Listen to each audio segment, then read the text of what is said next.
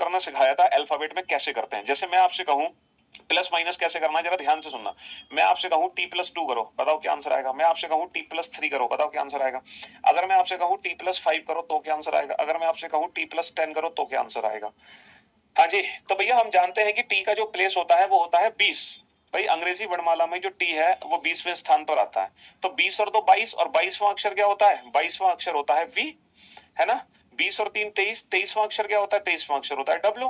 20 और 5 25, 25वां अक्षर क्या होता है, 25वां अक्षर होता है y। लेकिन अगर आपसे बोला जाए 20 और 10 30, तो ये अंग्रेजी वर्णमाला का 30वां अक्षर कौन सा होगा, क्योंकि अंग्रेजी वर्णमाला में कोई 30वां अक्षर होता ही नहीं है। तो बेसिकली यहां पर हम क्या बता देंगे, 26 की साइकिल। ये 26 से कितना ज्यादा है भाई, 20 और 10 30, यानी कि 26 से 4 ज्यादा है। तो बेसिकली अंग्रेजी वर्णमाला का चौथा अक्षर है, पांचवा नहीं है, चौथा अक्षर है, चौथा। जैसे मैं आपसे कहूं t+15 क्या होगा, मैं आपसे कहूं O+20 क्या होगा, है ना, O+30, O+25 क्या होगा, ये बताओ। हाँ जी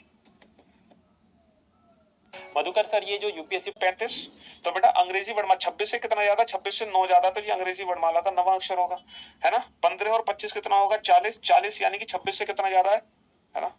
15 और 25 40, 40 26 से कितना ज्यादा है, 14, तो ये अंग्रेजी वर्णमाला का 14वां अक्षर होगा, that is N, that is N. आप इस चीज को सॉरी ऐसे समझ सकते हैं, जो हमारी अंग्रेजी वर्णमाला होती है वो A to Z होती है। ये होता है पहला लेटर, ये दूसरा होता है, ये तीसरा, सॉरी ये होता है 25वां, और ये होता है 26वां। तो 26 के बाद जो 27वां अक्षर हम कंसीडर करते हैं वो Z के बाद A हो गया, फिर जो B हो गया वो 28वां हो गया, C हो गया वो 29 हो गया, D हो गया वो 30 हो गया, और इस तरीके से हम इस सीरीज को बढ़ा देते हैं।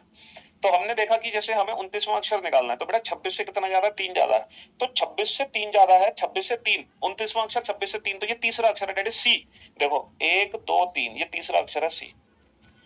अच्छा, इसी तरह से अगर मुझे नेगेटिव वाले सर्च करने हो तो कैसे करूंगा। जैसे मैं आपसे पूछूं, है ना, t-5 कर दो, तो आपका आंसर क्या होगा। और अगर मैं आपसे कहूं कि b-5 कर दो, तो आपका आंसर क्या होगा।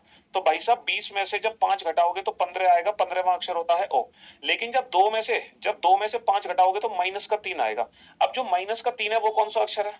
तो माइनस वाले को हम कैसे चेक करते हैं कि 26 से कितना पीछे जा रहा है, तो 26 से 3 पीछे जा रहा है, 26 -3 23, तो ये अंग्रेजी वर्णमाला का 23वां अक्षर है, डेट इज W। ये अंग्रेजी वर्णमाला का 23वां अक्षर हो गया, डेट इज W। तो नेगेटिव वैल्यू को हम ऐसे, तो ये जो माइनस और प्लस है ना बेटा, ये कोडिंग डिकोडिंग में हमारे बहुत काम आता है। इस साल एग्जाम में काफी सारे ऐसे क्वेश्चन पूछे गए जिसमें प्लस करने पर 26 से ज्यादा वैल्यू हो रही थी, और माइनस करने पर नेगेटिव वैल्यू जा रही थी। तो हम नेगेटिव वैल्यू को और 26 से ज्यादा वैल्यू को इस तरीके से सॉल्व कर सकते हैं। जैसे अगर मैं आपसे कहूं कि बताओ J-15 क्या होगा, तो भैया J लेटर में अगर 15 घटाओगे तो क्या आंसर आएगा। J का प्लेस होता है 10, 10 - 15 -5 -